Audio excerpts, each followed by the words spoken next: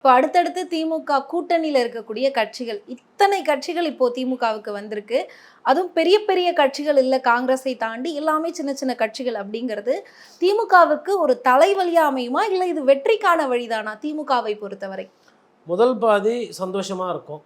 அதாவது எந்த மாரி அப்டின்னா, அந்த பேசுபொருள், பிரச்சார யுக்தி, தேர்தலுக்கு முன்னாடி, தேர்தல் தேதிக்கு முன் அப்படின்ற மாரி அது சந்தோஷத்தை குடுக்கும்.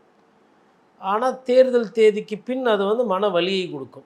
அப்போ ஒரு பாதி சந்தோஷம், மறுபாதி பிரச்சனை, ஏழ்ரை, ஏடாகூடம். என்ன சந்தோஷம் அப்டின்னா, இன்னைக்கு பேசும்பொழுது என்ன சொல்லுவாங்கன்னா, மு.க. ஸ்டாலின் அவர்கள், திராவிட கட்சியினுடைய தலைவர் அவர்கள் ஒரு வலிமையான கூட்டணியை அமைத்துள்ளார்.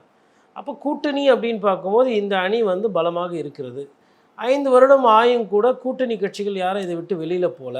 அப்போ இந்த கூட்டணியில் இருந்தால் எம்எல்ஏ ஆகிவிடலாம் என்பது நிதர்சனமான உண்மை. அப்படின்ற மாதிரி இந்த கட்டமைப்பு, இந்த பேசுபொருள், இந்த விளம்பரம் இது எல்லாமே இருக்கும். அப்போ சரி, பாதி வந்து அது நல்லது, மீதி பாதி கெட்டது. என்ன கெட்டது அப்படின்னு பார்த்தா, இப்போது அந்தந்த சொந்த கட்சிக்காரங்க இருப்பாங்க. அவங்க வந்து இந்த வாட்டியாச்சும் ஒரு எம்எல்ஏ ஆகலாம். அவங்க யாரும் வந்துட்டு கோயிலுக்கு நேந்தி விட்டோ, இல்லை வந்து இலவச சேவை செய்யணுன்றது, இல்லை காமராஜர் காலத்துக்கு அரசியல்வாதிகள் காந்தியடிகள் போல வரலை. இன்றைக்கி என்ன விதமான அரசியல் நடக்குதுன்றது நாட்டு மக்களுக்கு நல்லா தெரியும்.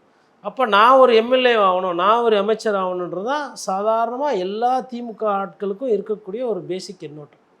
அந்த எண்ணோட்டத்தில் நீங்கள் கூட்டணிக்கு அதிக சீட்டு கொடுக்க கொடுக்க மண்ணள்ளி போட்டுருவீங்க.